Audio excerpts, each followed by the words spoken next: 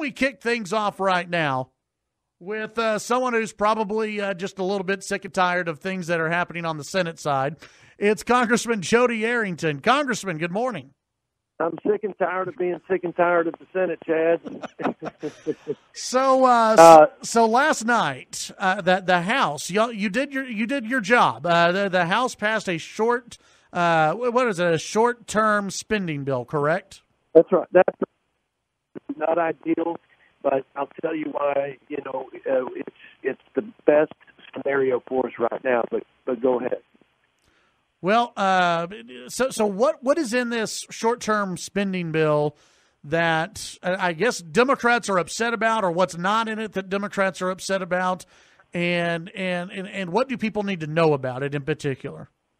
Well, the first thing they need to know is that we're trying to get money for our military, who is desperate for readiness funding. I mean, you see what's happening with these plane crashes, with our Navy having accidents. That it's because we've cut training back. We've had the oldest, smallest Air Force. We have 4 out of 32 of our combat squadrons in the Air Force. Only 4 are combat ready. I could go on and on. It's a disaster in and of itself, and so we're trying to recover from the Obama decimation of our defense, and the Democrats are holding the troops hostage and funding the troops rather hostage here for amnesty for folks to speak. We'll talk about how we can fix the DACA issue, but that's just flat wrong, and that's what so this short-term CR funding bill does a few things. We create we don't further disrupt. Hey, Congressman, your phone's breaking up a little bit, so let's go ahead and take a break, and if you can, let's try to reconnect on a better line, and that way you're not breaking up so often, okay? Okay. We'll be right back. Chad Hasty Show, KFYO. All right, Chad Hasty Show, News Talk, 95.1 FM and 790 AM KFYO. We go back to the phones, and Congressman Jodey Arrington is back with us, and Congressman, maybe they're trying to, with the government shutdown coming up or possible government shutdown, maybe they're trying to affect your phone or something. That might be it. Congressman, you were talking about the Democrats holding hostage the military funding and military preparedness, correct? That's correct, Chad. I mean, we as the House appropriations, we've sent the National Defense Authorization Act, we've sent a budget.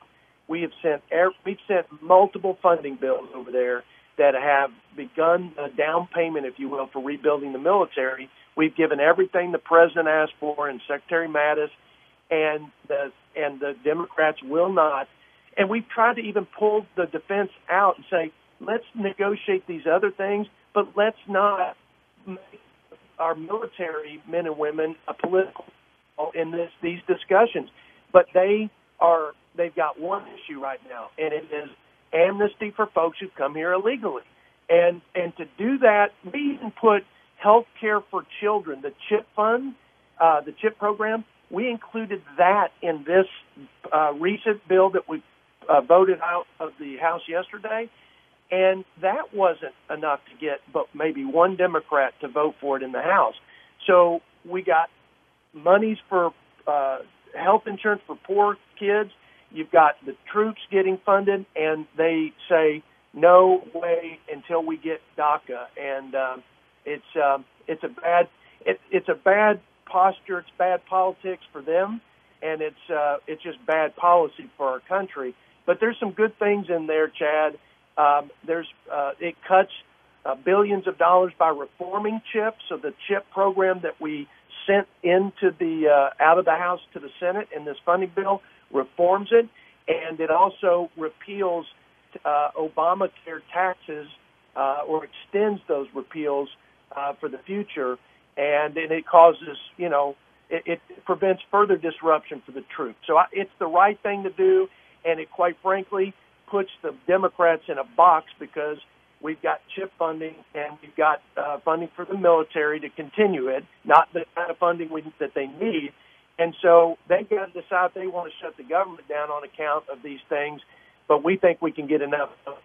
With the resolution that was passed yesterday, and as we move forward, I know a lot of folks in Texas are looking at disaster, Harvey aid moving forward, and also tied into that, and we've talked about this previously, is money in there for cotton farmers and protections in there for cotton farmers.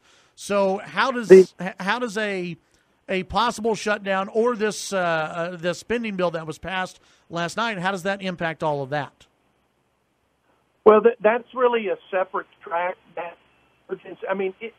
Shutting the government down would affect everything. But that bill, the emergency supplemental for disaster-affected states, which has the cotton fix in it, we passed it out of the House, and there are a lot of folks have done. Breitbart just did a story about it, and I encourage folks to read that. Yesterday it came out. The governor, we've been working with the governor. He signed a letter supporting cotton and getting it fixed outside of the Farm Bill in this same measure. So we are very close. We just need the Senate to pass that emergency supplemental out. If they do that, we fix it out of the Farm Bill. It's budget neutral, and it applies to this 2018 season and not to 19, and these guys are in a crisis. So that's the biggest thing for West Texas right now in play, and we're hopeful that Senator Cornyn and others can push that along. So if there is a government shutdown tonight, how long would you expect that to last, or is there any timetable at all that people are kicking around there in D.C.? Oh, I think we stay until we get something. I mean, that's why we had to send that continuing resolution. I don't like those CRs, but what the Democrats would like more than probably more than even granting amnesty to folks who came here illegally, but their sort of dream act version of the DACA fix. What they'd like is for this government to shut down and for everybody to talk about how the Republicans shut the government down and cause disruptions for our military when we've got imminent threats like North Korea. And they, for heaven's sakes, they don't want any more talk about how our economy's coming back and how folks' wages are going up and how people are creating more jobs, giving bonuses on account of tax reform. As you notice, the national media doesn't want to talk about that anymore. So, man, Chad, they want to shut this thing down or cause a shutdown so they can blame the, quote, party in power, and we're not going to let them do it. Does this, in your mind, do you think that we are going to see a government shutdown? Is that, that there was a story on Fox earlier, sources, whoever these sources are, say a government shutdown will happen. Do you feel that way, or do you think someone on the Senate side, that the Democrats will blink and they'll say, okay, this is going to be bad for us, bad for the country, we're not going to do it? I think they're going to blink, Chad. That's the view of it, because we didn't include the additional funding we need for the military because the Democrats said we won't sign it. I mean, you got to have 8 Democrats in the Senate to get it through. So we didn't do that. We just continued the funding for continuity for our defense, but we didn't add the $80 billion that we need. And the only thing we put in there was CHIP funding because states are about to go in to a situation where they're running out of CHIP money. And so you don't play political games with poor kids' health insurance, and you don't play games with the troops. And we just believe that that's going to be enough to get at least 8 or 9, at least 8 Senate Democrats in the Senate. I just can't see how they could justify, on account of amnesty for illegal immigrants, to not sign this. So I just think they blink. Let's look at DACA, because as you brought up, that is what Democrats are hanging everything on, is they want a clean DACA bill. The president, and everything that I've seen, the president wants a DACA bill, but along with that, he wants secure border. He wants an end to chain migration. He wants a merit-based immigration system. Is it your understanding that all of this has to be in one package before it's signed off on by Republicans, or at least House Republicans? Absolutely. And look, sign me on that list of people that want to do the benevolent and gracious thing for the DACA kids who were brought here by no fault of their own. They're not kids anymore. But I see this as an opportunity because we need those 8 votes in the Senate to get the stuff we've been passing out of the House, like Kate's Law, no sanctuary for criminal aliens, the border wall, and other things that we need to secure the border, interior enforcement measures. All those things, Chad, require the Senate Democrats to join us, at least 8 of them.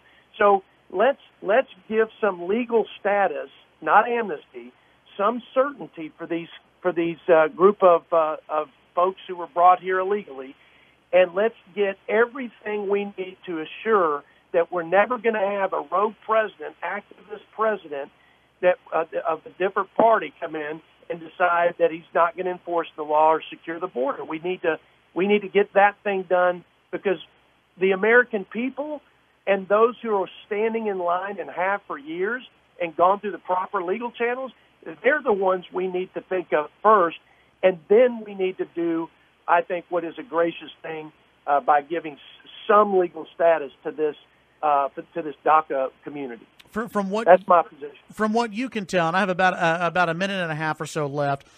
From what you can tell, they're in D.C. with Republicans and maybe House Republicans. Will they stand firm on that? Will they stand firm on, if we're going to do something for DACA, it has to include border security? How firm are Republicans on that? I can tell you the House is going to be very firm on that, and I think our president's going to be very firm. It always the question is in the Senate. I mean, look at the House. Bob Goodlatte has a bill, along with a few others, Martha McSally and Raul Labrador. It's a strong bill. Michael McCall, Chairman of Homeland, who's a Texan, as you know, he's the lead on that bill. We are going to stand firm on, if we don't get border security, if we don't get measures to enforce the law in the interior of this country and stop illegal immigration, we don't have patience for dealing with folks who come here that need our support. I want to fix the DACA problem, and I think there's a way to do it, but I'm not interested in doing that apart from these other things that the president wants, I want, the citizens of Texas and other border states need. Congressman, I appreciate your time today, and we'll see what happens later on this afternoon and this evening, okay? Yeah, stay in touch. Thanks for letting me get on the show. Absolutely, anytime. That's Congressman Jodey Arrington, Chad Hasty Show, KFYO.